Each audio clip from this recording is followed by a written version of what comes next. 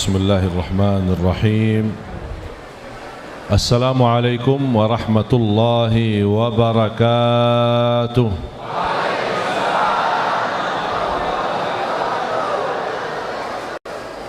Alhamdulillahi rabbil alamin. Ashhadu an la ilaha illallah wahdahu la syarika lah al-malikul haqqul mubin. وأشهد أن سيدنا ونبينا محمدا عبده ورسوله الصادق الأمين. اللهم صل وسلم وبارك على سيدنا ومولانا محمد وعلى آله وصحبه ومن تبعهم بإحسان إلى يوم الدين. سبحانك لا علم لنا إلا ما علمتنا إنك أنت العليم الحكيم. Yang saya cintai, yang saya banggakan, guru kita semua, Kiai Haji Gus Fikri, semoga diberikan kemudahan dan kelancaran segala niatnya, disembuhkan dari segala penyakitnya. Atalallahu fi umrihi wa matta'na bi'ulumihi wa asrarihi. وحشره مع النبي صلى الله عليه وسلم تحت لوائه يوم القيامة.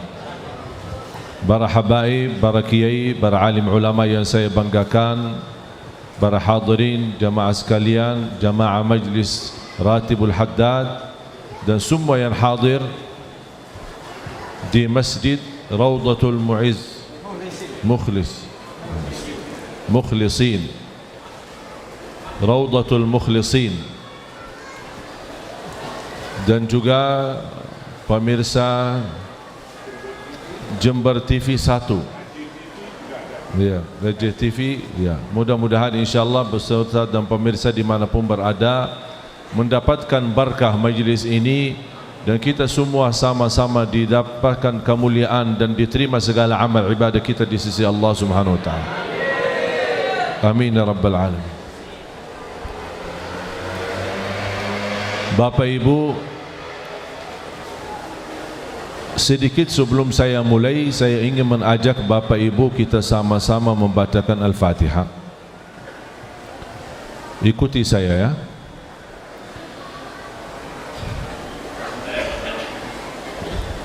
A'udzu billahi minasy syaithanir rajim.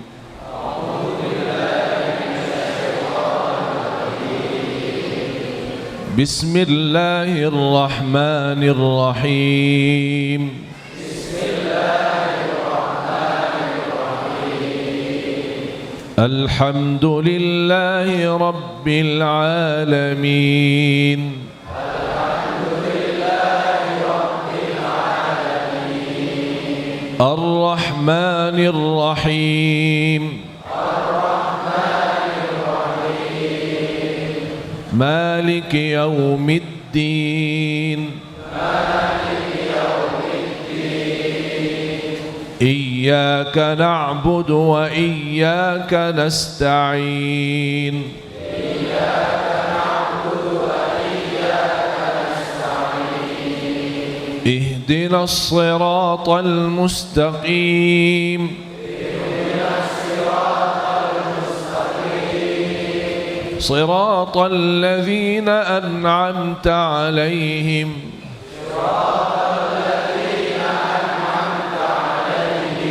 غير المغضوب عليهم ولا الضالين.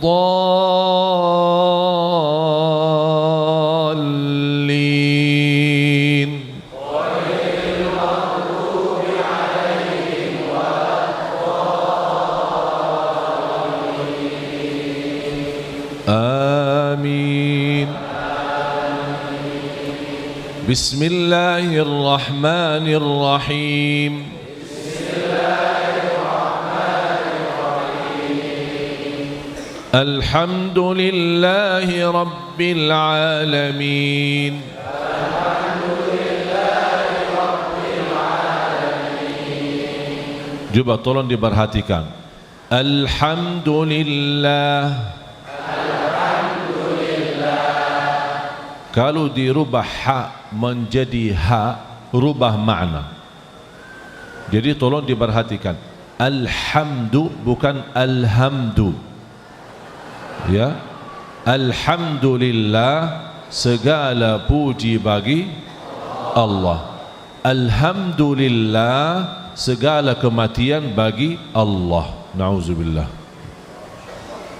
Bahaya. Karena ha menjadi alhamdu diambil dari kata hamada yahmidu hamidatan, mayit. Dan tidak layak orang muslim berkata segala puji atau segala kematian bagi Allah. Istighfar. Makanya kita harus berhati-hati. Alhamdulillah, alhamdulillahi rabbil alamin,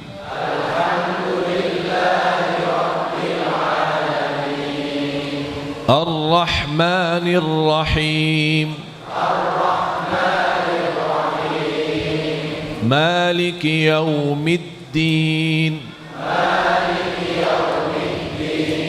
Tekankan dal ya, Yaumiddin.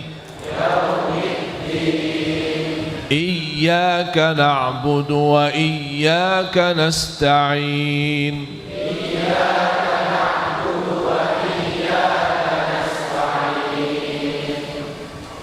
Iyyaka, masih banyak orang yang berkata iyyaka. Kaf di sini huruf tipis. Jadi jangan terlalu melebar mulutnya ketika ucapkan ka. Jangan ka, tapi ka. Iyyaka na'budu wa iyyaka nasta'in. Iyyaka na'budu wa iyyaka nasta'in. Ihdinas siratal mustaqim. Mustaqim bukan mustaqim, ya.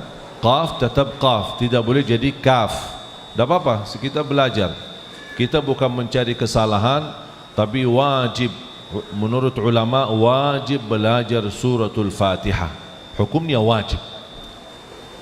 Kenapa? Karena tidak sah salat kita tanpa suratul Fatihah. Ihdinas siratal mustaqim. صراط الذين أنعمت عليهم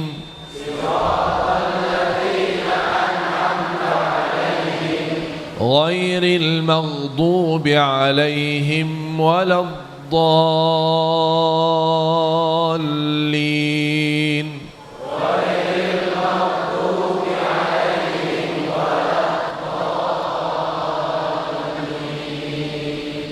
Ghairi bukan gairi, ya. Ghairil maghdubi alaihim, rapatkan bibir baru masuk ke waw, ya.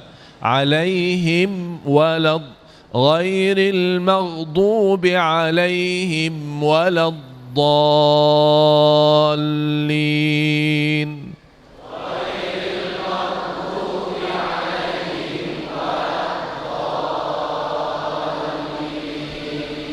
Amin. Masya Allah, luar biasa Pak Kiai ini, luar biasa. Alhamdulillah. Suratul Fatihah, surah yang paling agung di dalam Al-Quran. Suratul Fatihah. Oh, maju ya. Siap, siap. Labbaik. Sami'na wa ata'na. Sedih.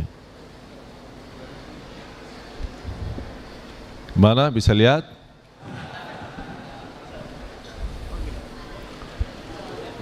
Suratul Fatihah, surah yang paling agung di dalam Al-Quran.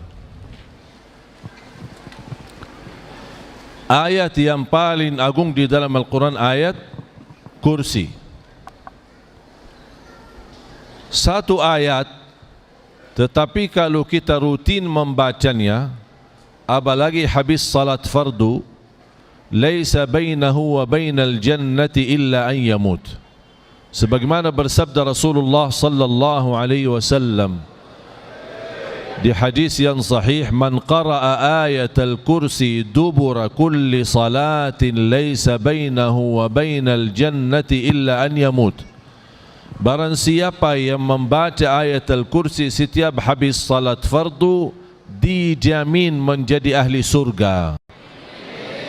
Tidak ada sesuatu yang mampu menghalanginya kecuali menunggu dia mati. Artinya menghampatkan dia masuk surga, jaminan masuk surga adalah menunggu dia mati, meninggal dunia. Cuba bayangkan Bapak Ibu, ini satu ayat membawa kita jaminan masuk surga. Kira-kira gimana suratul Baqarah semuanya? Gimana 30 juz Al-Quran? Rasulullah sallallahu alaihi wasallam bersabda di hadis yang sahih, "Alaikum bi suratil Baqarah. فإن أخذها بركة وتركها حسرة ولا تستطيعها البطلة." Bawalah suratul Baqarah, baca secara rutin suratul Baqarah. Barang siapa yang membawa suratul Baqarah, dia telah membawa keberkahan. Berkah hidupnya, berkah hartanya, berkah rezekinya, berkah kesehatannya. Wallahi Bapak Ibu, mujarrab membaca Al-Baqarah untuk berobat, mujarrab membaca Al-Baqarah untuk usaha dan lancaran, mujarrab membaca Al-Baqarah untuk kemudahan rezeki, mujarrab membaca Al-Baqarah untuk keturunan bagi keluarga yang sudah lama menikah tidak punya keturunan. Bahkan rumah yang dibacakan dalamnya suratul Baqarah, sebagaimana bersabda Rasulullah sallallahu alaihi wasallam, wal baitul ladzi tuqra'u fihi suratul Baqarah yafirru asyaitanu min. Rumah yang di dalamnya dibacakan suratul Baqarah, syaitan bakal kabur, lari.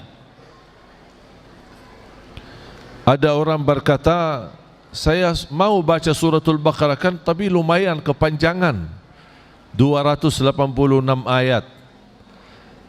Saya kasih dua solusi. Satu, boleh dibacakan walaupun menghabiskan waktu beberapa hari, sambungan, bersambung seterusnya sampai selesai. Faham?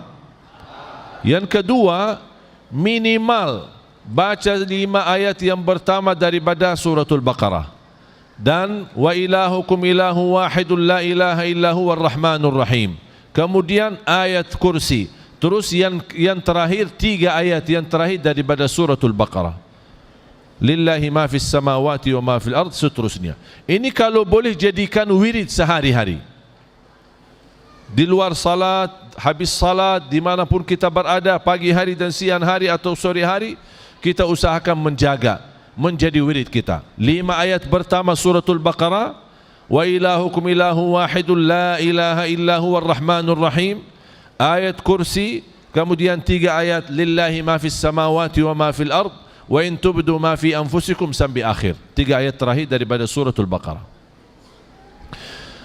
Bapak Ibu jamaah sekalian, suratul Fatihah, surah yang paling agung di dalam Al-Quran. Dan suratul Fatihah berubah doa dari awal sampai akhir. Bagi orang yang awam, yang merasa dirinya susah membaca doa, atau dia tidak mampu menghafal kata-kata yang terindah untuk memuji Allah, atau dia memiliki keterbatasan tidak bisa bermunajat kepada Allah, jangan khawatir, baca Al-Fatihah saja mewakili seluruh doa. Al-Fatihah mewakili seluruh doa. Apapun hajat kita, apapun keinginan kita untuk anak kita, keluarga kita, apapun yang kita harapkan, dibacakan Al-Fatihah dengan niat yang kita harapkan, insya-Allah terkabul. Bahkan bagi orang yang ingin memuji Allah tapi tidak hafal Asmaul Husna, dan dia tidak mengerti kata-kata yang terindah yang bisa kita mendapatkan ridha Allah dengan pujian, kita tidak pandai memilih kata-kata yang istimewa dan sempurna untuk memuji Allah. Saya jawab, jangan khawatir. Satu kata boleh dan bisa mewakili semua pujian adalah Alhamdulillahi Rabbil Alamin. Segala puji bagi Allah. Orang yang mengucapkan Alhamdulillahi Rabbil Alamin berkali-kali dia termasuk orang yang memuji Allah dengan perkataan yang terindah. Karena alif lam alhamdu lil istighraq, mewakili, menguasai seluruh ucapan-ucapan yang terindah untuk kita ucapkan kepada Allah. Makanya Rasulullah SAW bersabda, afdalu dzikri fa'lam annahu la ilaha illallah wa afdalu du'a alhamdulillahi rabbil alamin. Itu doa. Di dalam suratul Fatihah diawali doa dan diakhiri doa. Dan dua macam doa ada di dalam suratul Fatihah. Apa itu dua macam doa? Ada dua macam. Yang pertama doa ibadah. Yang kedua doa masalah. Apa itu doa ibadah? Yang isinya memuji Allah tapi tidak meminta. Masih sama saya? Isinya memuji Allah tapi tidak meminta. Contoh, Alhamdulillahi Rabbil Alamin, Ar-Rahmanir Rahim, Maliki Yaumiddin. Ini semua pujian, tapi kita belum meminta apa-apa. Itu namanya doa ibadah. Yang kedua doa masalah, yang isinya memohon sesuatu. Contoh, ihdinas siratal mustaqim.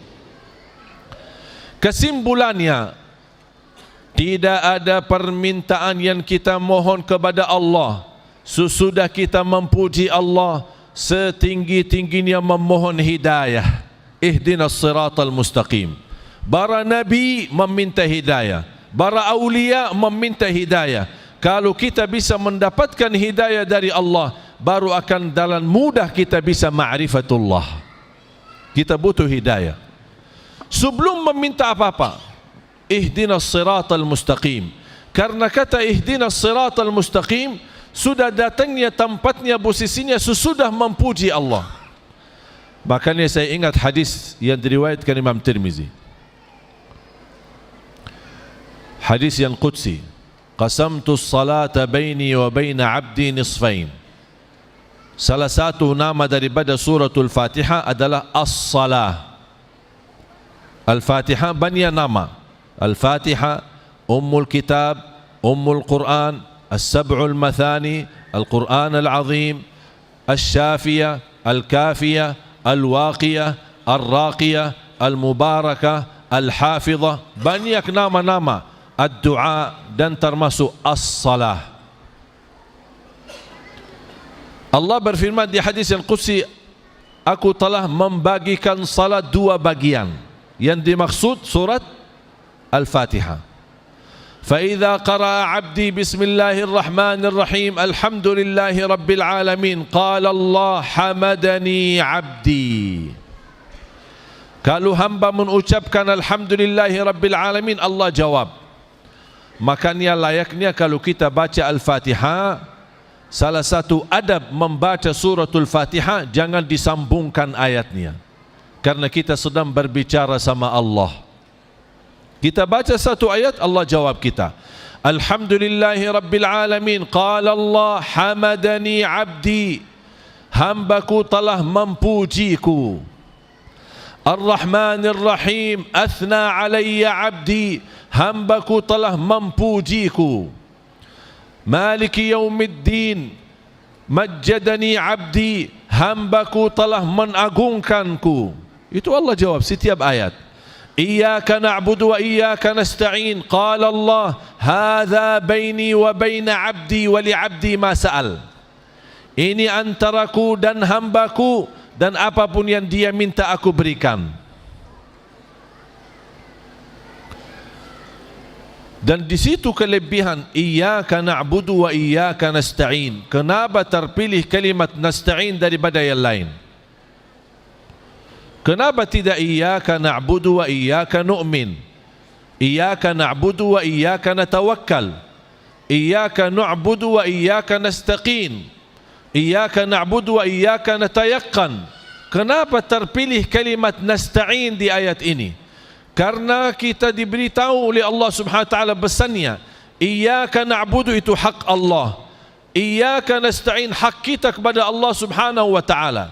Artinya, ya Allah kami ingin menyempurnakan iyyaka na'budu, makanya kami memohon berilah kepada kami pertolongan nasta'in agar bisa menyempurnakan ibadah kepadamu.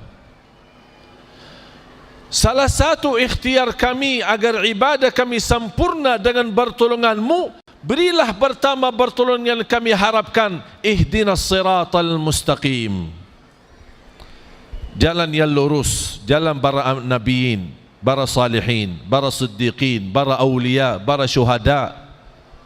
Ihdinas siratal mustaqim bukan hanya ibadah dalam hal ibadah. Bukan berarti ihdinas siratal mustaqim, ya Allah berilah kepada kami petunjuk kepada jalan yang lurus dalam beribadah. Tetapi ihdinas siratal mustaqim menguasai seluruh hajat kita dunia dan akhirat. Ihdinas siratal mustaqim, ya Allah kami mohon berilah kepada kami petunjuk dalam beribadah, jalan yang lurus dalam beribadah. Ya Allah berilah kepada kami petunjuk di dalam yang lurus untuk mencari nafkah dan rizki. Ya Allah berilah kepada kami petunjuk kepada jalan yang lurus untuk memimpin keluarga. Ya Allah berilah kepada kami jalan yang lurus untuk membina anak-anak kami menjadi salih salihah. Ya Allah minta mohon petunjuk kepada jalan yang lurus untuk menuju ridhamu, jalan yang lurus mencintai Nabi Muhammad, jalan yang lurus untuk mendekat dengan Al-Quran, jalan yang lurus dalam usaha dan bisnis kita. Upaya apapun sudah termasuk kata ihdinas siratal mustaqim. Urusan dunia minta yang lurus, urusan akhirat minta yang lurus. Itu termasuk ya Syekh, termasuk kita minta istiqomah kan itu? Termasuk istiqomah. Istiqomah dalam ibadah, istiqomah dalam membaca Quran, istiqomah tahajud. Ini menunjukkan para jamaah pentingnya istiqomah, maka kita wajib minta istiqomah kepada Allah 17 kali sehari semalam. Belum yang sunnah. Betul. Belum yang sunnah. Makanya tadi dikatakan oleh Syekh, kalau baca Fatihah itu sebaiknya tidak disambung, dipotong per ayat berhenti. Tapi ini Syekh, tidak berlaku kalau terawih.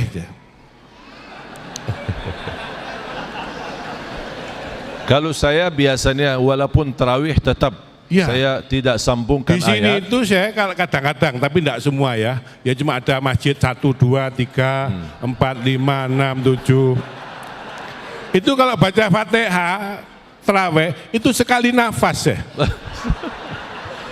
Ini nafas panjang ini. Jadi kalau mau membaca Fatihah itu begini. Bismillahirrahmanirrahim. Itu sampai malaikat nulisnya bingung, printernya rusak. Subhanallah. Mudah-mudahan semuanya istiqomah, Pak. Amin. Ibu istiqomah, ibu-ibu istiqomah. Ya, fadhal ya Rabbal alamin. Jadi betul, salah satu yang menjadi ihdinas siratal mustaqim termasuk semua hajat kita. Di antaranya kita memohon istiqamah, karena istiqamah itu merupakan nikmat besar.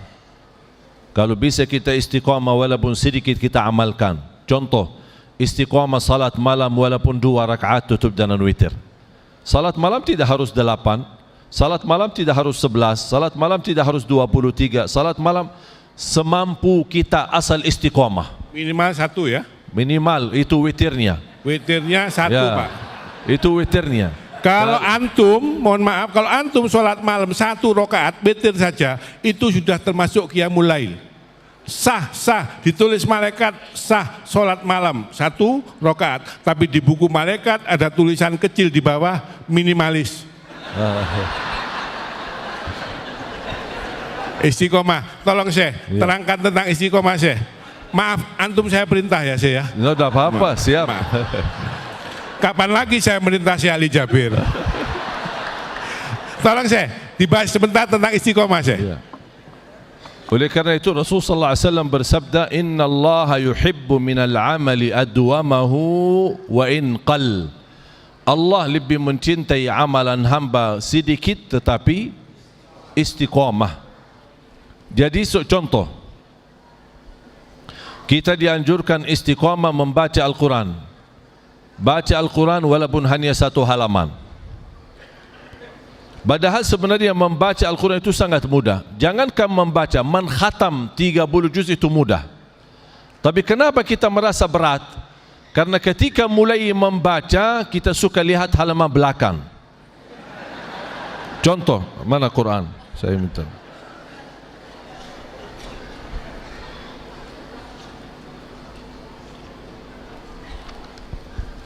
أعوذ بالله من الشيطان الرجيم بسم الله الرحمن الرحيم الحمد لله رب العالمين الرحمن الرحيم مالك يوم الدين إياك نعبد وإياك نستعين اهدنا الصراط المستقيم صراط الذين أنعمت عليهم غير المغضوب عليهم ولا الضالين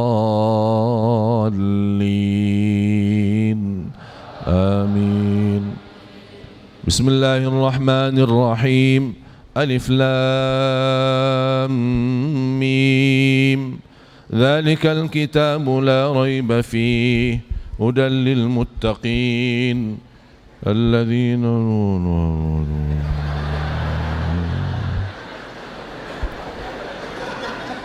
Kapan habisnya?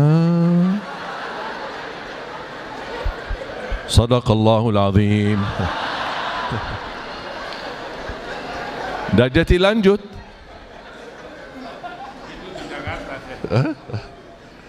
Yang baca begitu itu di Jakarta. Oh, Kalau di Jember, alhamdulillah sama.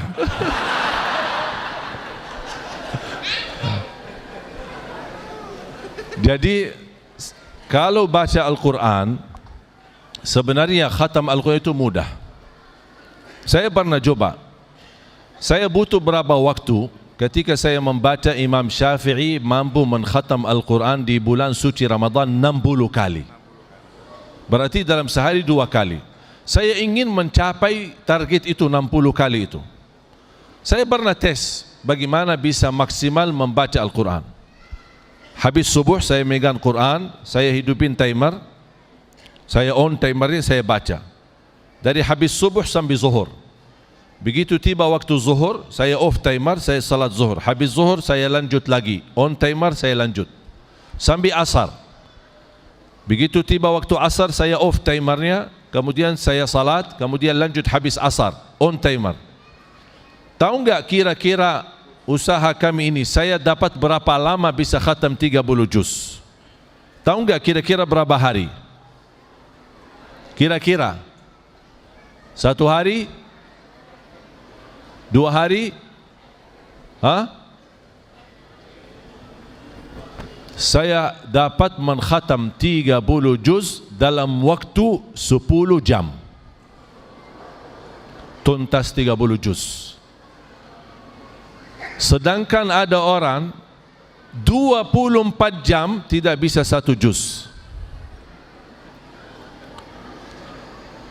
Kalau dari ilmu matematika kita bisa, tapi mohon maaf belum mau. Ini yang menjadi masalah kita. Bahkan ada yang 24 jam tidak baca Quran sama sekali sih. Mohon maaf, Quran saja tidak punya. Padahal mohon maaf saya potong sebentar saya tambah. Kalau antum ingin tahu barokahnya Quran, antum baca surat Al-An'am ayat 155. Antara lain, surat apa? Al-An'am 155.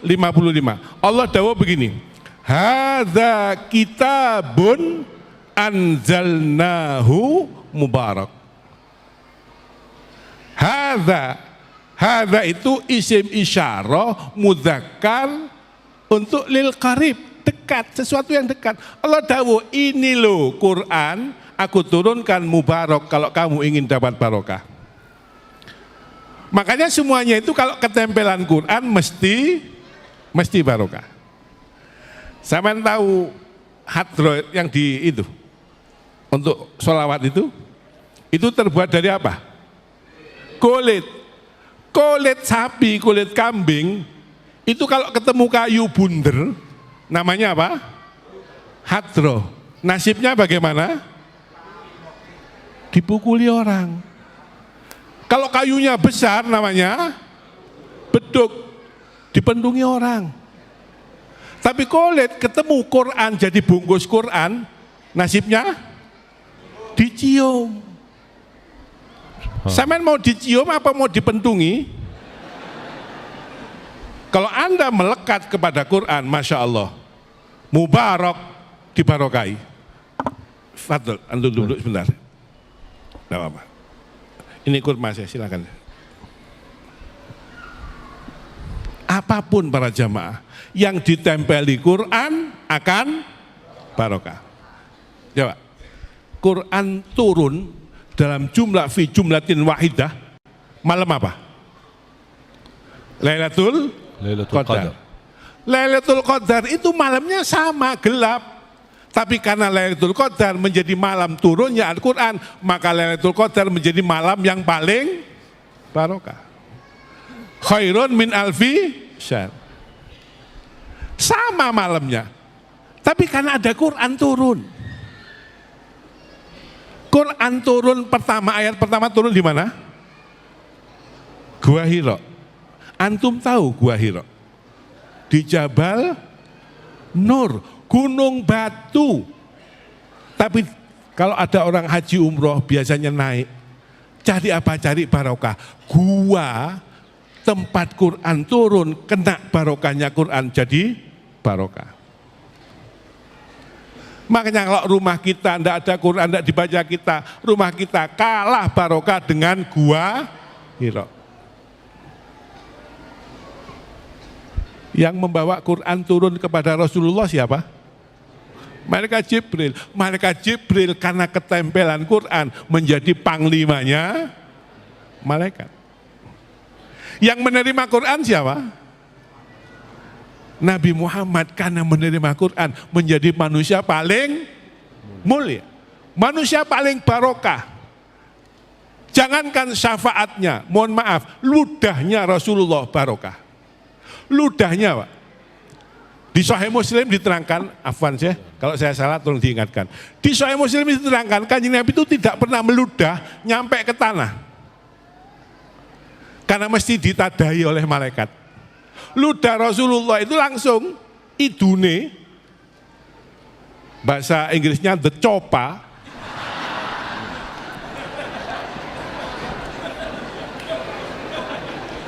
ya, the chopa, ludahnya itu tidak pernah nyampe ke tanah, karena selalu ludah Rasulullah ditampani sahabat, kemudian diusapkan semua penyakit hilang.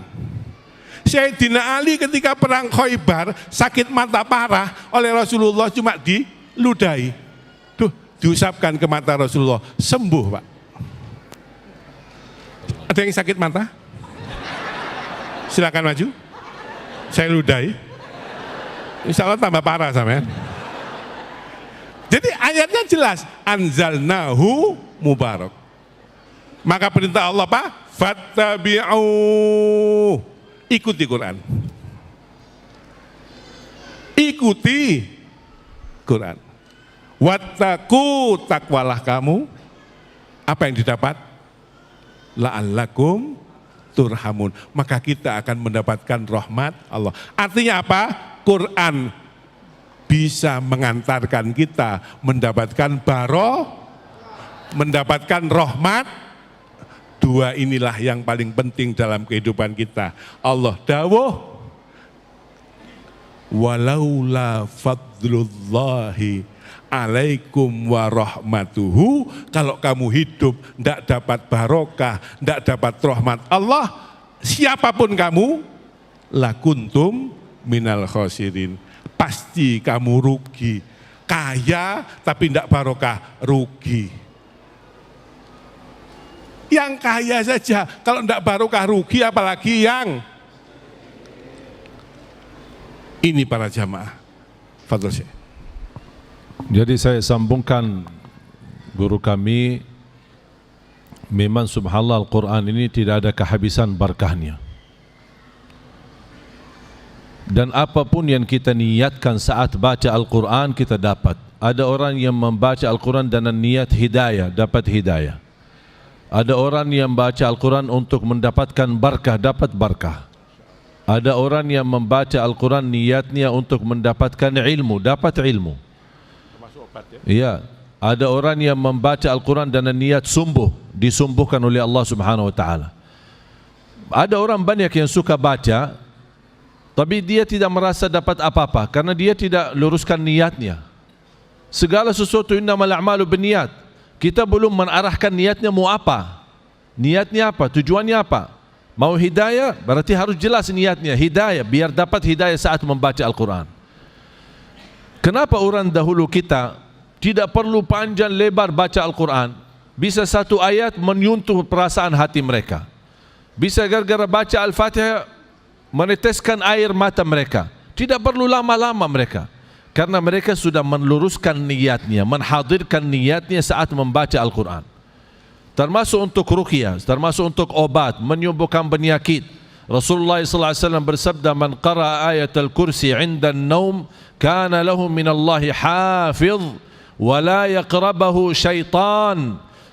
Barang siapa yang membaca ayat kursi di saat mau tidur, akan dilindungi oleh Allah dan tidak akan berani syaitan didekati. Syaitan tidak berani dekat karena sudah termasuk dalam lindungan Allah Subhanahu wa taala. Jadi ada orang baca bukan hanya masalah coba-coba, tapi diluruskan niatnya. Niatnya mau apa? Termasuk ketika membaca. Untuk saya punya kebiasaan setiap membaca Al-Quran, begitu selesai sadaqallahul azim, itu menjadi kebiasaan saya. Ya Allah, aku mohon titipkan pahala bacaan saya untuk kedua orang tuaku, para ulamaku, guruku, keluargaku yang masih hidup maupun yang sudah wafat, dan setiap muslim dan muslimah yang tidak berkesempatan niatkan sedekah atau wakaf. Jadi semua orang muslim yang tidak berkesempatan niat kebaikan dan dia sudah wafat, saya niatkan di setiap baca, ya Allah aku mohon titipkan pahala untuk mereka. Jadi apapun yang kita niatkan, insya Allah kita dapat. Termasuk saya bersedekah. Ketika saya bersedekah, ya Allah, ini atas namaku dan orang tuaku dan setiap muslim dan muslimah yang miskin, susah payah, tidak mampu bersedekah, ini saya mewakilinya. Diniatkan setiap muslim dan muslimah. Jadi niat ini luar biasa. Walaupun sederhana, tapi dari segi makna kalau kita hadirkan niat bisa mendapatkan sesuatu yang besar. Ada orang membangun masjid mewah besar sekali tapi tidak ada niat, sia-sia. Ada orang bangun musalla tapi niat Allah jadikan besar di sisi Allah Subhanahu wa taala. Jadi kata ulama, dengan niat yang ikhlas, sesuatu yang kecil jadi besar. Tapi kalau sesuatu yang besar tanpa niat, tidak ada gunanya. Makanya jamaah sekalian, ketika baca Al-Quran, subhanallah luar biasa, segala sesuatu yang tergantung dengan Al-Quran pasti dijamin dapat kemuliaan. Sebagaimana kata guru kita, Malaikat Jibril, Nabi Muhammad, Gua Hira, malam Lailatul Qadar, bulan Ramadan. Kenapa semua ini dapat kemuliaan? Karena sudah tergantung dengan Al-Quran. Dan segala sesuatu yang tergantung dengan Al-Quran, wallahi dijamin dapat kemuliaan. Cukup bersabda Rasulullah SAW, khairukum man ta'allama Al-Qur'ana wa 'allama. Sebaik-baik manusia yang mempelajari Al-Quran dan mengajar. Ada seorang tabi'in namanya Abu Abdurrahman As-Sulami, 70 tahun mengajar Al-Quran. Ditanya, apa yang membuatmu sabar 70 tahun? Kata beliau, yang membuat saya sabar cuma satu, khairukum man ta'allama Al-Qur'ana wa 'allama. Saya ingin meraih bersabda Rasulullah itu, sebaik-baik manusia yang mempelajari Al-Quran dan mengajarnya.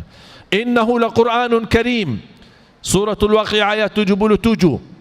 Sesungguhnya Al-Quran mulia dan menjaminkan kemuliaan. Coba contoh Bapak Ibu, kita diminta berkenan menjadi sahabat sama Al-Quran di dunia. Artinya jangan lewat satu hari belum baca Al-Quran. Ketika lagi ada masalah, baca Al-Quran. Lagi galau, stres, baca Al-Quran. Lagi sakit, baca Al-Quran. Selalu hajat kita tergantung dengan Al-Quran. Kita hanya diminta jadi berteman sejati, teman akrab, teman dekat sama Al-Quran.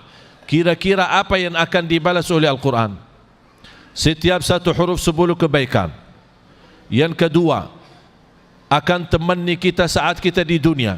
Setiap orang penghafal Al-Quran pasti mulia di dunia, didepankan, dihormati, dimuliakan, diharapkan keberkahannya itu luar biasa. Terus yang ketiga, kita dapat karena Al-Quran, karena kita berkenan berteman sama Al-Quran di dunia, Al-Quran akan temani kita saat sakratul maut. Al-Quran akan bela kita saat menghadapi mungkar nakir di alam kubur. Al-Quran akan temani kita saat kita dibangkitkan oleh Allah hari kiamat.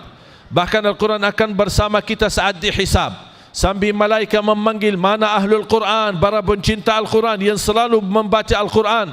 Dibawa, dikumpulkan, kata mereka, ya malaikat, membawa kami ke mana? Kalian terpilih menjadi orang terdekat sama Allah. Karena kalian di dunia dekat sama Al-Quran, sekarang posisimu dekat sama Allah di hari kiamat. Belum lagi Al-Quran akan temani kita saat jalan di atas sirat. Apakah Al-Quran sambil kita lewat sirat menuju surga, Al-Quran melepas? Tidak melepaskan kita. Al-Quran akan temani kita sampai ke pintu surga. Apakah begitu sampai ke pintu surga Al-Quran meninggalkan kita? Tidak. Al-Quran akan temani kita sampai masuk surga. Apakah begitu masuk surga Al-Quran akan meninggalkan kita? Tetap tidak. Masih berkenan menemani kita sampai naik ke derajat yang tertinggi di surga Allah. Qala Rasulullah sallallahu alaihi wasallam, yuqalu liqari'il Quran, ini kalau sudah di surga, yuqalu liqari'il Quran, iqra warqa warattil kama kunta turattilu fid dunya. Bacalah dan naik derajatmu. Baca, naik sebagaimana kamu sering baca di dunia, bakal bisa baca banyak di surga. Kalau dibaca sedikit di dunia, bakal baca sedikit di surga. Makanya baca, naik dan tertil sebagaimana kamu tertil di dunia.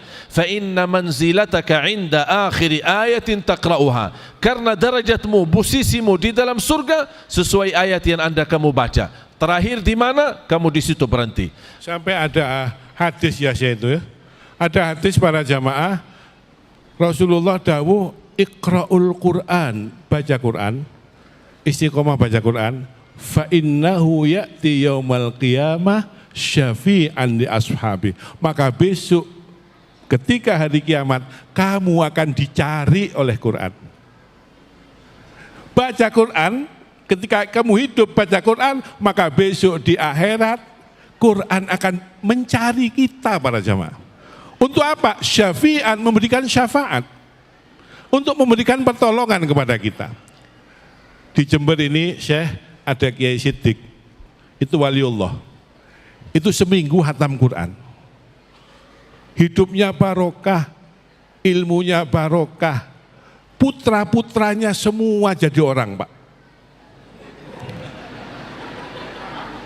Kiai Ahmad Siddiq, Kiai Ahmad Kusyairi bin Siddiq, Kiai Abdullah Siddiq, semua putranya jadi orang. Tidak ada yang jadi kucing, tidak ada. Bayangkan, satu huruf Quran barokahnya 10. Kata Rasulullah, wala aqulu alif lam mim harfan. Aku tidak mengatakan alif lam mim satu huruf. Walakin alifun harfun, walamun harfun, wa mimun harfun. Alif satu huruf, lam satu huruf, mim satu huruf. Berarti alif lam mim berapa huruf? Kalau per huruf barokahnya 10, alif lam mim berapa barokahnya? 30 itu sedikit apa banyak?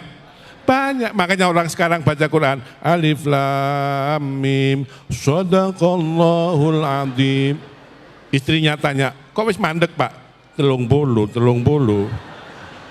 Baca Quran 1 menit selesai, baca WA 3 jam, khatam. Masya Allah. Mudah-mudahan kita istiqomah baca Quran. Amin ya rabbal alamin. Jadi jamaah sekalian yang dimuliakan Allah Subhanahu wa taala, keberkahan Al-Quran itu akan temani kita sampai masuk ke surga, bahkan menantarkan kita sampai ke derajat yang tertinggi di dalam surga Allah. Qalat Aisyah radhiyallahu anha, عدد درجات الجنة بعدد آي القرآن فليس في أهل الجنة أعلى درجة من أهل القرآن. Kata Siti Aisyah radhiyallahu anha, jumlah tingkatan dalam surga Allah sesuai jumlah ayat Al-Quran. Oleh karena itu tidak ada yang lebih tinggi daripada ahlul Quran di surga Allah Subhanahu wa taala. Makanya jemaah sekalian, itulah salah satu menjadi alasan kami menggerakkan safari dakwah 1000 titik yang alhamdulillah baru saja bisa berhasil menjalani 148 dan masih terus memperjuangkan sampai mencapai 1000 titik. Tujuan kami dalam program Safari Da'wah Roadshow khususnya di Jawa Tengah dan Jawa Timur, kita mengajak seluruh masyarakat untuk bersama-sama mencetak 1 juta penghafal Al-Quran. Impian saya dan cita-cita saya bisa menghidupkan Al-Quran di tengah masyarakat. Karena ketika kita kembali kepada Al-Quran, semuanya pasti akan terjamin rahmatan lil alamin. Aman, makmur, keberkahannya sangat luar biasa. Bahkan cita-cita saya bagaimana kita bisa menjadikan seluruh masjid di Indonesia dipimpin oleh seorang imam penghafal Al-Quran 30 juz. Kami menjalani metode Madinah selama saya berada di Indonesia. Sekarang alhamdulillah sudah hampir mau 11 tahun. Sudah mau 11 tahun di Indonesia. Dan program kami sudah jalan. Dan alhamdulillah banyak di bawah binaan kami yang sudah tamat hafal 30 juz. Ketika mereka sudah tamat hafal 30 juz, kami hadiahkan umrah. Bisa ke Tanah Suci sekalian tes hafalan, tes bacaan di hadapan para imam-imam besar di Tanah Suci. Kalau sudah dibenarkan bacaannya, baru kami berikan sebuah sertifikat, namanya ijazah dan sanad, yang bersambung bacaannya sampai kepada Rasulullah sallallahu alaihi wasallam. Makanya kami menjalani 5 metode. Metode Madinah, yang pertama memperbaiki huruf dan bacaan. Yang kedua menyempurnakan tajwid. Yang ketiga menindahkan suara, walaupun suara kita membuat orang lain sakit kepala sebelumnya. InsyaAllah ada ilmunya, jangan khawatir. Yang keempat menguatkan hafalan. Karena saya terima keluhan jamaah, kami bisa hafal tapi cepat lupa, cepat hilang. Ada enggak solusinya? InsyaAllah ada. Bisa mempertahankan hafalan. Kalau sudah selesai 4 tahap ini, baru masuk ke tahap inti, membaca Al-Quran di dalam salat maupun di luar salat sesuai bacaan Nabi Muhammad sallallahu alaihi wasallam.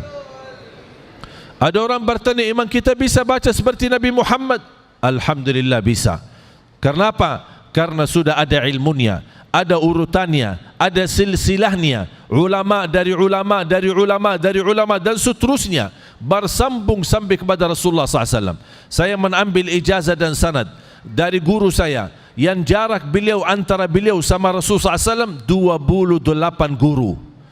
Beliau termasuk nomor 28 dari Rasulullah sallallahu alaihi wasallam. Dan ini sudah dijaminkan bersambung, dan tidak ada kitab Injil, Taurat, Zabur, Suhuf Ibrahim wa Musa selain Al-Quran yang memiliki ijazah dan sanad yang bersambung sampai kepada Rasulullah sallallahu alaihi wasallam. Makanya jemaah sekalian, dalam program Safari Dakwah kami ini, pertama minta doa restu. Termasuk guru kita, mohon didoakan agar kita mampu mewujudkan cita ini. Karena pengalaman saya jamaah sekalian, apalagi ketika kami terus memperjuangkan acara Hafiz Indonesia. Saya yakin Bapak Ibu suka menonton acara Hafiz Indonesia di RCTI. Ini merupakan, jujur saja, merupakan karunia Allah Subhanahu wa taala untuk Indonesia. Karena sudah dicoba di Malaysia, di Brunei, di Singapura, bahkan di Arab Saudi untuk membuat acara Hafiz Indonesia versi Arab, gagal, tidak bisa. Kenapa gagal? Karena susah sekali menemukan anak-anak di bawah usia 10 tahun hafal Al-Quran, tapi jumlah anak banyak, hanya ada di Indonesia. Allahu Akbar. Ini merupakan karunia. Itu yang membuat saya tetap semangat dan betah di Indonesia dan terus memperjuangkan sampai alhamdulillah 2011 dapat penghargaan dan kehormatan dari Bapak Presiden, Bapak SBY waktu itu, memberikan warga negara Indonesia. Dan ternyata Bapak Ibu menerima warga negara Indonesia dan terus memperjuangkan Al-Quran di Indonesia. Ternyata saya menemukan juga sejarah keluarga Pak Kiai. Alhamdulillah. Ternyata saya berarti antum sudah tidak pulang ke Madinah ya? Tidak. Alhamdulillah. Bahkan saya sudah wakafkan diri saya dan saya berdoa, walaupun harapan saya ingin dimakamkan di Madinah, karena bersabda Rasulullah SAW, man mata fil Madinah kuntu lahu syahidan au syafi'an yaumal qiyamah. Tetapi kalau Allah mentakdirkan saya meninggal di Indonesia, saya ikhlas untuk dimakamkan di Indonesia. Tetapi saya minta, mohon maaf, jangan tepuk tangan. Kalau ada yang perlu kita respon, takbir. Ya, karena ini masjid. Takbir. Takbir. Saya selalu berdoa, ya Allah, aku mohon jangan cabut nyawa saya sampai terwujud 1 juta penghafal Al-Quran. Jujur saja orang tua saya orang awam. Alhamdulillah punya saudara 12 timnas. Dari 12, alhamdulillah 10 penghafal Al-Quran 30 juz, bukan juz 30. Alhamdulillah sekarang ada adik saya, ada 5 adik kandung saya bawa ke Indonesia. Yang 1 perempuan saya sudah nikahkan sama orang Jakarta. Yang 4 laki, 2 orang laki masing-masing bawa istrinya dari Arab. Yang 2 lagi saya nikahkan sama orang Indonesia. 1 orang Lombok, 1 orang Cianjur. Ibu-ibu jangan khawatir, masih ada lagi. Kalau adik perempuan masih ada, Syekh. Kalau adik perempuan habis, yang laki ada. Ini banyak yang daftar ya. Mohon maaf, ada orang datang ke Ustaz. Ustaz, tolong carikan saya istri yang hafidhah. Saman hafid, Iqra 2.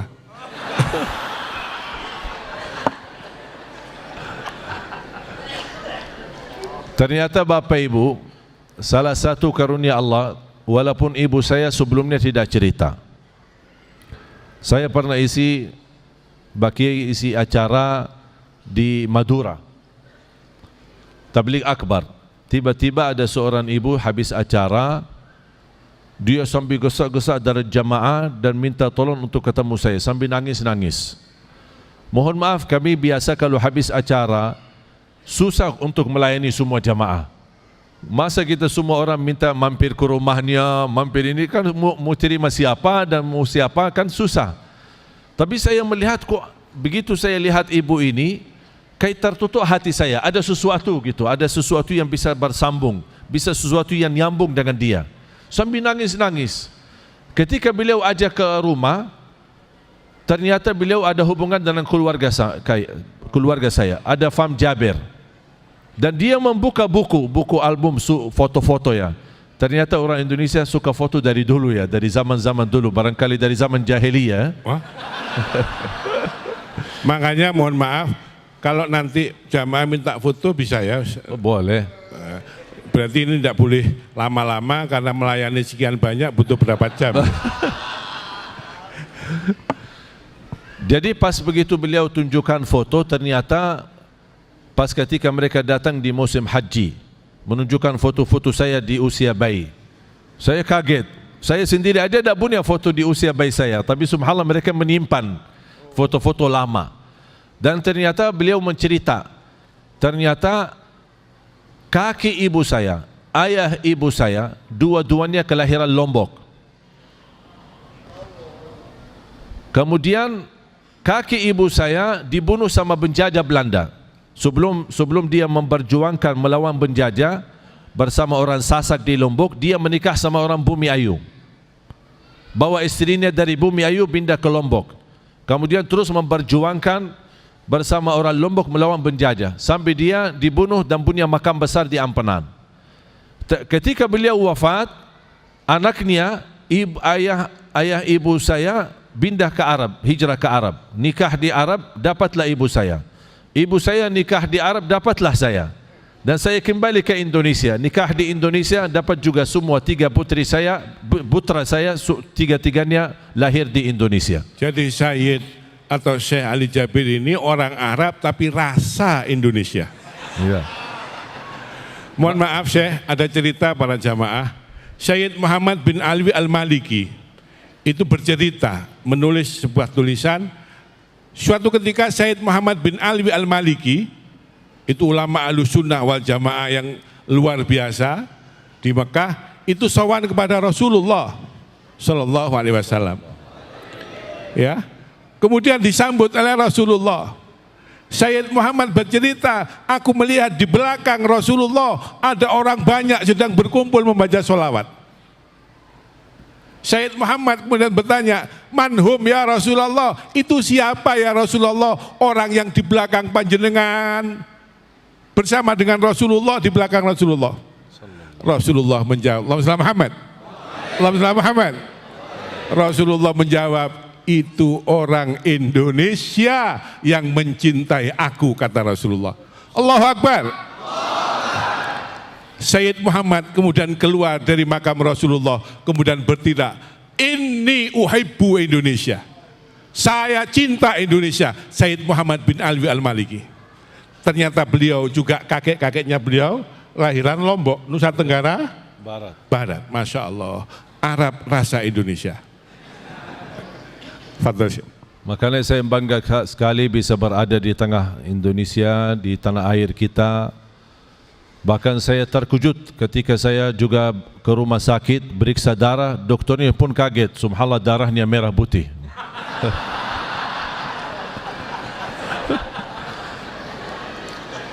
Jadi saya tidak pernah merasa diri asing, tidak pernah merasa diri orang Arab atau lahir di Madinah. Saya tidak pernah merasa diri bangga, saya merasa diri sama dengan masyarakat Indonesia.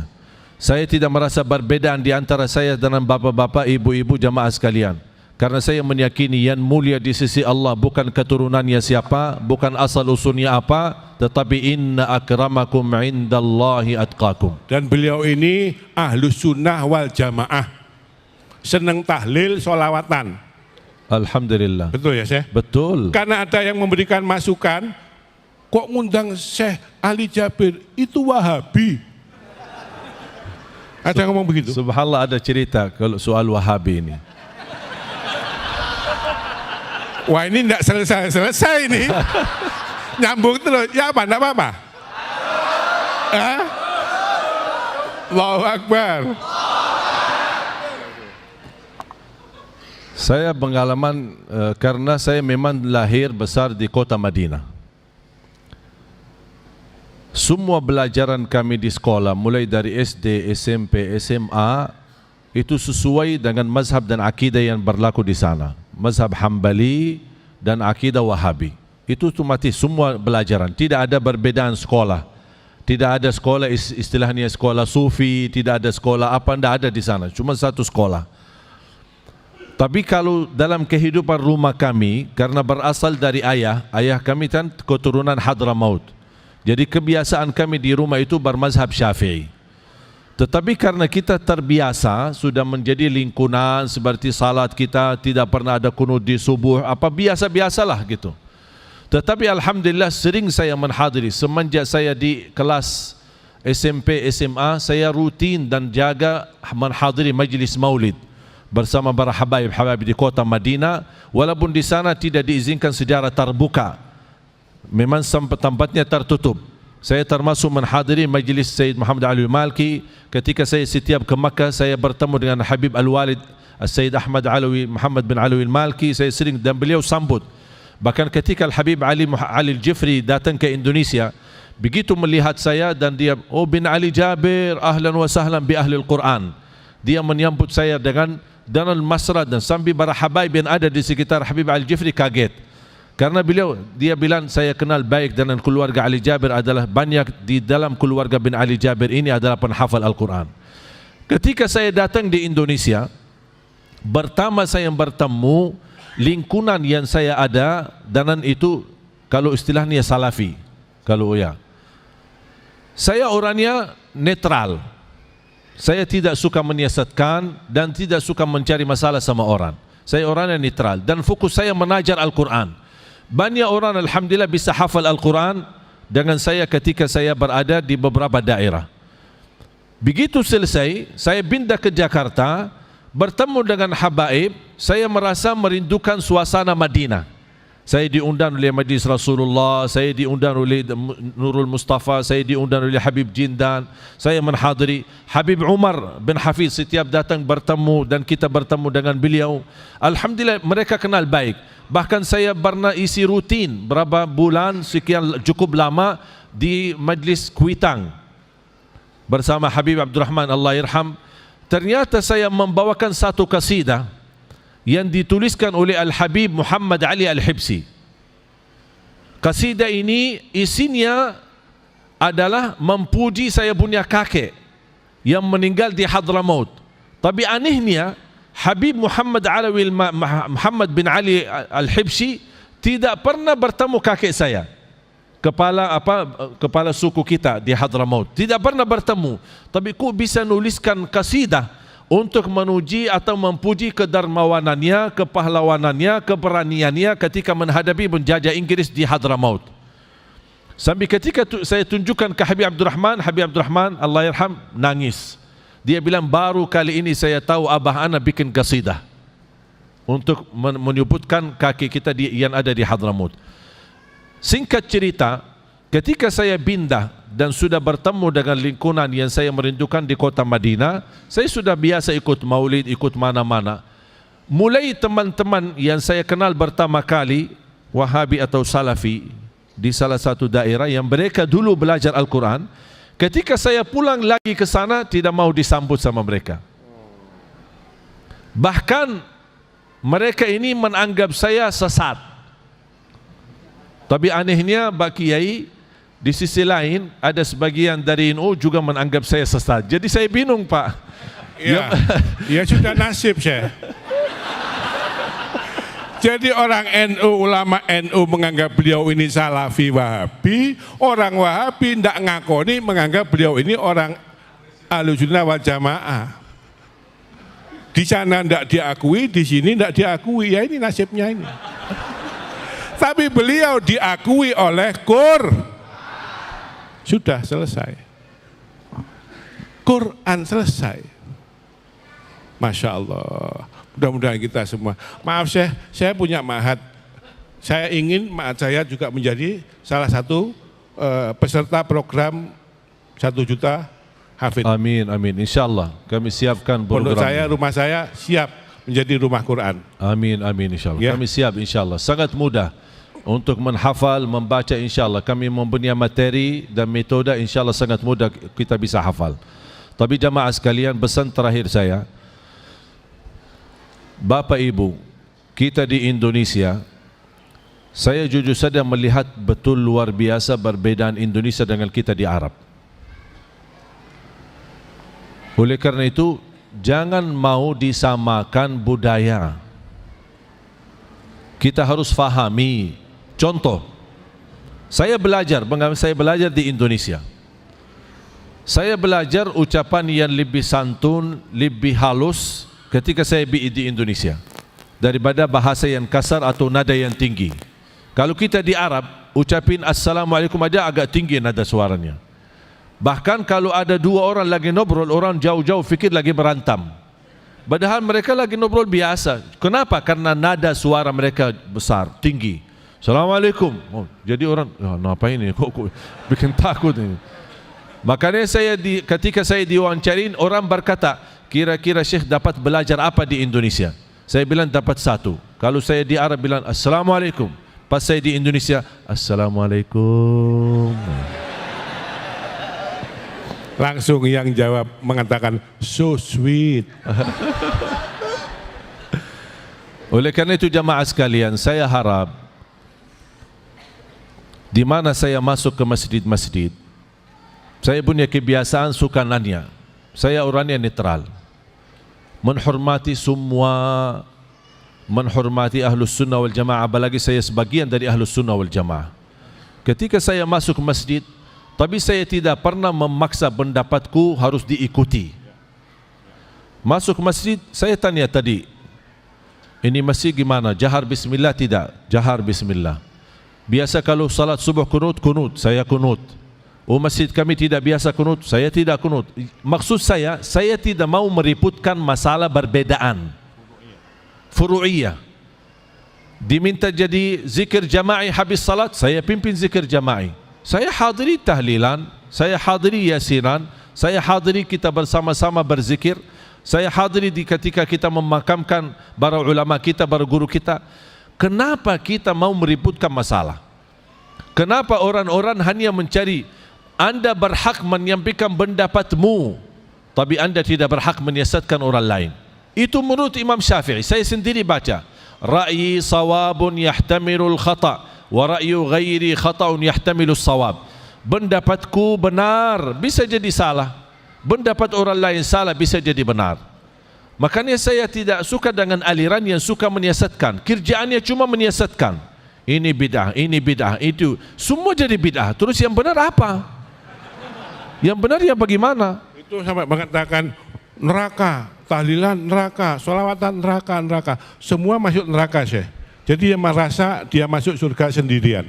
La haula. Pertanyaannya, kok enggak takut? Surga itu wa jannatin arduhas samawatu, luas surga itu seluas langit dan bumi.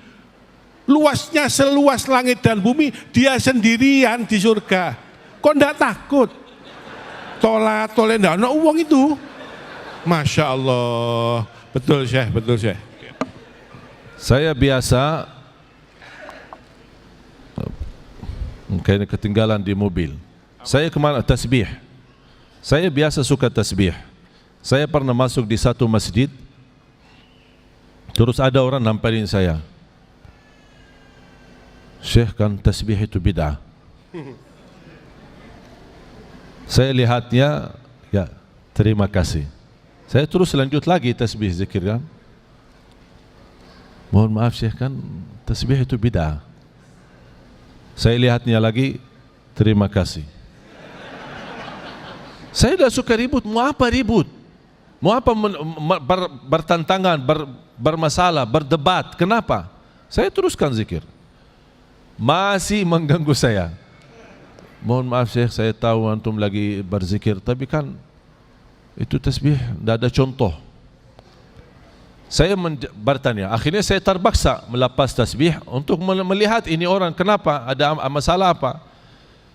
Padahal saya tidak suka berdebat. Kenapa kamu berkata tasbih itu bid'ah? Dia berkata, karena tasbih itu tidak ada di zaman Rasul. Itu cuma itu alasannya. Saya berkata, terus kalau Rasul bertasbih pakai apa? Dia bilang pakai tangan. Terus saya menggunakan tasbih, saya pakai apa? Masa saya pakai kaki? Ya kan pakai tangan. Barna Rasulullah SAW masuki ke rumahnya, melihat istrinya Siti Maimunah berzikir. Ada disebutkan riwayat Siti Safiyah, disebutkan berzikir dia menggunakan batu. Rasulullah SAW dari subuh sampai terbit matahari di masjid, kembali melihat keadaan istrinya masih berzikir. Kata Rasulullah SAW, istriku masih dari tadi berzikir, artinya terus berzikir. Aku telah menggunakan zikir yang lebih sederhana, tapi kalau ditimbang di sisi Allah jauh lebih berat apa yang saya sebutkan daripada sepanjang waktu kamu sebutkan. Subhanallah wa bihamdi, adada khalqih, wa ridha nafsi, wa zinata arshi, wa midada kalimati. Kata ulama, kalau menggunakan tasbih dengan batu itu tidak boleh, pasti Rasul menegur. Kenapa Rasul diam? Makanya qala al-Imam as-San'ani, walaysa farqun bainal hajaril manthur wal hajaril manzum. Tidak ada bedanya dengan batu yang sudah terlepas maupun batu yang sudah tersusun seperti terikat, seperti tasbih. Bahkan saya punya ijazah dan sanad tasbih sambil bersam kepada Al-Imam Al-Hasan Al-Basri rahimahullah. Imam Al-Hasan Basri memberikan kepada muridnya teruskan. Saya ketika bertemu dengan guru saya, beliau membacakan sanadnya dan dia menyerahkan sanad tasbih di tangan saya. Dia bilang begitu cara saya menerima tasbih dari guru saya. Berarti bersambung tasbih dari zaman tabi'in. Dan tidak mungkin zaman tabi'in yang sudah bertemu dengan sahabat, mereka menggunakan sesuatu dengan sendirinya. Karena mereka dikenal at-tabi'in benar-benar sangat mencintai sahabat dan mengikuti jejak sahabat Rasulullah sallallahu alaihi wasallam. Bapak Ibu, intinya semakin belajar, wallahi semakin tahu diri bodoh. Semakin banyak belajar akan semakin berkurang mengingkari perbedaan. Kenapa sekarang orang suka mengingkari perbedaan? Karena dia belum belajar. Belum banyak masalah tawassul, masalah maulid, masalah tahlil, masalah zikir, masalah membaca Al-Quran untuk orang yang sudah wafat. Ini semua persoalan itu termasuk persoalan furu'iyah. Jangankan persoalan ini, Bersoalan furu'ul aqidah masih ada berbeza pendapat di antara sahabat. Bapak Ibu, jangan masail fikih ada berbeza di antara kita. Di zaman sahabat ada beda-beda dalam akidah, walaupun dalam hal furu' akidah.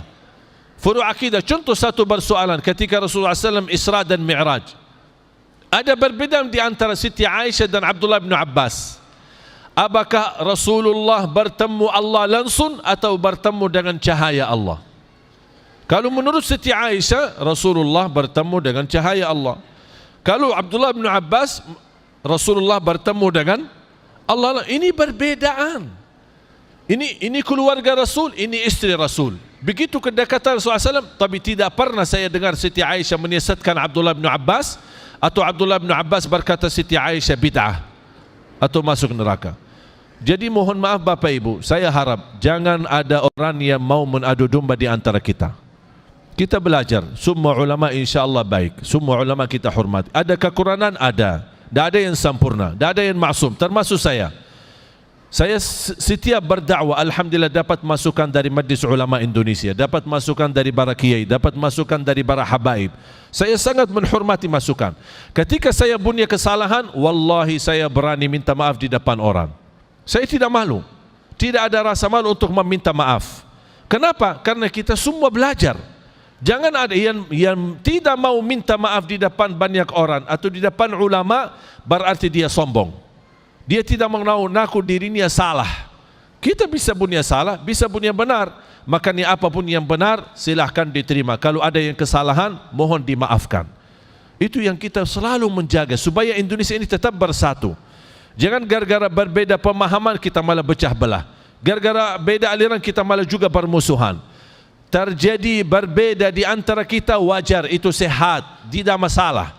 Ada perbedaan, saya bangga sekali bisa di guru kita, Kiai Haji kita, Gus Fikri ini bisa menyambut saya. Dan saya merasa hadiah besar. Dari dulu saya bercita-cita bertemu beliau. Dan Allah Subhanahu Wa Taala menuliskan takdirnya bisa bertemu beliau malam ini. Di masjid beliau. Antum tidak tahu bagaimana perasaan saya hari ini. Wallahi saya merasa bangga sekali, luar biasa. Kebahagiaannya luar biasa. Disambut dan diberikan kesempatan bisa berceramah di masjid ini. Alhamdulillah. Kenapa? Karena saya merasa bagian dari orang Indonesia, bagian dari masyarakat, bagian dari sesama muslim. Kita sesama ahlus sunnah wal jamaah. Ada kekurangan, saya juga merasa banyak kekurangan saya. Makanya saya terus belajar, terus belajar, terus belajar, dan tidak pernah bosan untuk belajar demi kebaikan Indonesia, agar tetap Indonesia bersatu dan tetap Indonesia bisa menjadi makmur, barakah, baldatun tayyibatun wa rabbun ghafur. Amin ya rabbal alamin. Mari kita sama-sama berdoa. Bismillahirrahmanirrahim. Alhamdulillahi rabbil alamin. Hamdan syakirin, hamdan na'imin. Allahumma salli ala Sayyidina Muhammad wa ala ali Sayyidina Muhammad.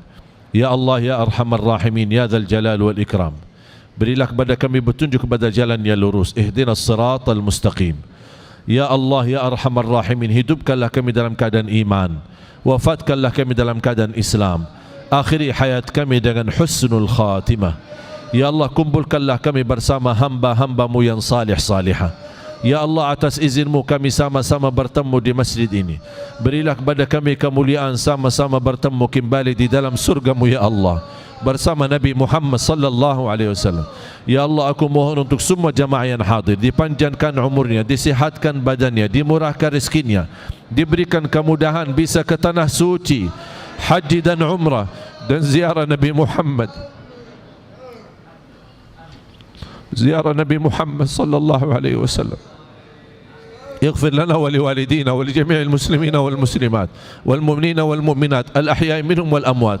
Ya Allah, rapatkan saf-saf kami, rapatkan ulama kami, rapat kalimat umat Islam ya Allah, agar kami mampu bersatu membawa kemakmuran Indonesia ya Rabbal Alamin. Allahumma ya Allah, ja'alna min ahli Al-Quran. Ya Allah, jadikan kami semua keluarga Al-Quran, para pencinta Al-Quran, penghafal Al-Quran, yang mengamalkan Al-Quran dan mendapatkan syafaatnya Al-Quran ya Rabbal Alamin, ya Arhamar Rahimin. Aku mohon untuk semua jamaah yang hadir ya Allah, selepas majlis ini masing-masing pulang sudah diampuni segala dosanya. disucikan hatinya, dibersihkan jiwanya, diselamatkan setiap langkah-langkahnya, dikabulkan segala hajatnya, disembuhkan penyakitnya, disehatkan badannya, diterima segala amal ibadahnya, diberikan kebahagiaan keselamatan dunia akhirat ya rabbal alamin. Rabbana taqabbal minna innaka antas samiul alim wa tub alaina innaka antat tawwabur rahim. Rabbana atina fid dunya hasanah wa fil akhirati hasanah wa qina adzaban nar. Wa sallallahu ala sayyidina wa nabiyyina Muhammad wa ala alihi wa sahbihi wa baraka wa sallam walhamdulillahi rabbil alamin. Al-Fatihah.